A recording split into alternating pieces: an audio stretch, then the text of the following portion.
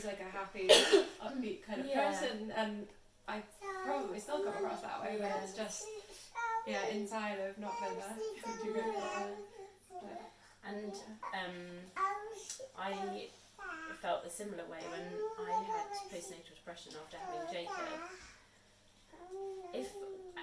As I told people, as I realised I had it, people would say, "Oh, but you're so smiley, you're always so positive, how can you have it?" And I'm like, that made me feel worse, because it felt like I was being a fraud, because I felt so awful inside, but I was, like, the only way I knew how to, like, carry on was to project this image that I was okay, because it felt easier.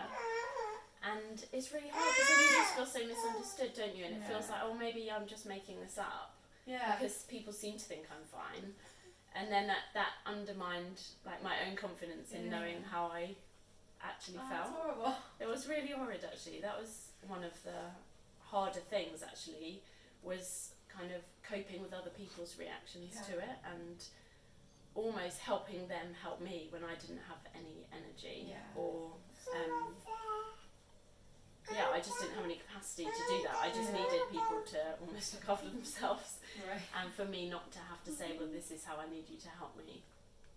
And even knowing what you need is hard when you're feeling like that. So and I completely didn't. And you're right. It took ages for me to realise what I needed, and sometimes I needed someone else to tell me. But it is really good that mental health conditions are more widely known now, and people tend to be able to help better. But I think having postnatal depression, there's just so many other factors involved, like to what extent is it chemical, to what extent is it kind of your social environment, like your whole identity is changing. For me, I was kind of grieving the life that I didn't have anymore, and was struggling to learn to kind of be a mum at the same time. So it's like chemical, kind of emotional, psychological, and I really benefited from talking therapy. That really helped me, and medication. That was really helpful, but just, I think there's so much that bombards you when you're a new mum. Not only kind of, I need to learn how to be a mum, but also I need to kind of work out what this new identity looks like. Absolutely. Friendships change, marriage and relationships change, everything changes. And you have no sleep, and yet you have to kind of still carry on for the sake of your child. And to me, those pressures, like, it just felt like it got too much. So how long did it take you to realise? So Jacob was 9 months old, so I think I felt like I soldiered on for a really long time, and when I realised I had it, I'd never had depression before, and it completely took me out of the blue. I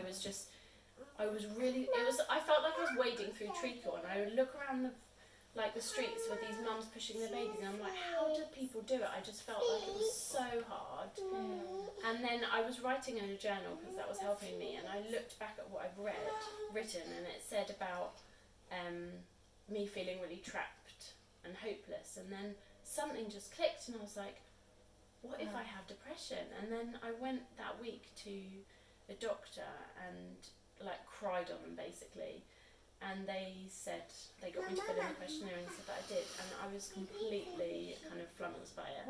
And I'd had really, I feel really ashamed, because I'd had preconceptions about depression before, and I think I came from more of a snap out of it mentality, and then I realised I couldn't snap out of it, and I actually really needed some help, and it took me a really long time to not feel ashamed by it and feel like I'd caused it somehow. Oh, wow.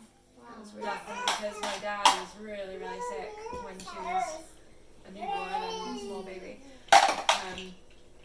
It was the weirdest feeling. I wasn't disinterested in her, but I suddenly, it's going to sound really bizarre, but I didn't want my cat anywhere near me. Really? And my son just felt like this big, scary thing that was going to hurt my baby, which was really weird, because I adore my son. And my husband felt like he was just annoying me all the time, like everything other than Isla. Most of the time. Everything other than Isla, I didn't want. to deal with, and I mentioned to the GP at that point that I thought something wasn't quite right, because why would I not want to be around my cat or my son or my husband or whatever? So yeah, I don't think it was postnatal depression, but it was to do with anxiety and all these things that we have to deal with when we've just had a baby. I know,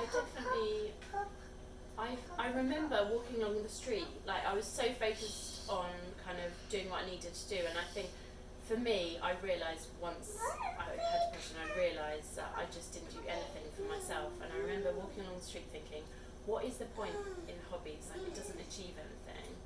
And I just wasn't interested in, I just didn't see the point in a lot of things that I would have ordinarily enjoyed. And I also found that I couldn't concentrate on anything.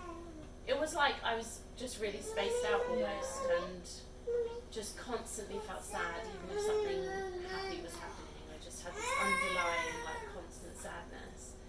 There just didn't ever feel like it was going to end. It was just, I felt like trapped in this, like, it was like a fog. It was like a dark cloud that descended over me and just wouldn't lift. Oh gosh, what a horrible feeling. I know. And it affects your appetite and sleep and can cause physical symptoms, although I didn't have that so much. I must admit, I know some people just don't feel like they can get out of bed. I think I was the opposite, and like I have to be a good mum. Right. And I just drove myself into the ground, like working so hard for the kids that I just had nothing left. And so once you got help for it, how long did it take you to start feeling better? And when did you like think, oh no, I'm okay? Yeah. Well, or did you ever get that? Well, it took a good year and a half, which I know in most cases it doesn't. I took a while to find medication that worked for me, and I think because I'd had it for a long time, there was lots of things in my lifestyle that needed addressing. So I feel like it was a really long time. But I think when you're in it, it often feels longer. But I'd say a good year and a half until I started feeling completely myself again. And in a way, I'm never going to be the same again, because experiences like that do really change They you. do, absolutely. But I feel like I'm definitely a healthier version of myself. Mum had like severe postnatal depression, and and even in that case, the babies were kept with the mums, but they were under supervision. So that was quite interesting. And I think they went off. I mean, in that case, they were taken to a unit and looked after there. But in pretty much every other case, I mean, the best thing is for the mum to be with the baby, isn't it? Absolutely. So it's, even if someone does realise that they have what they feel like is a really severe case of anxiety, depression, like the guidance is always for mums and babies to stay together, and that's an exception.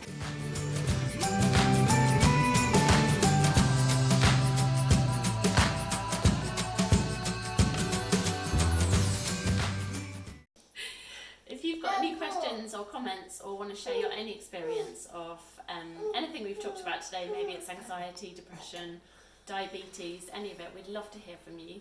So please do leave a message or a comment, follow us if you'd like to, and hope to hear from you soon.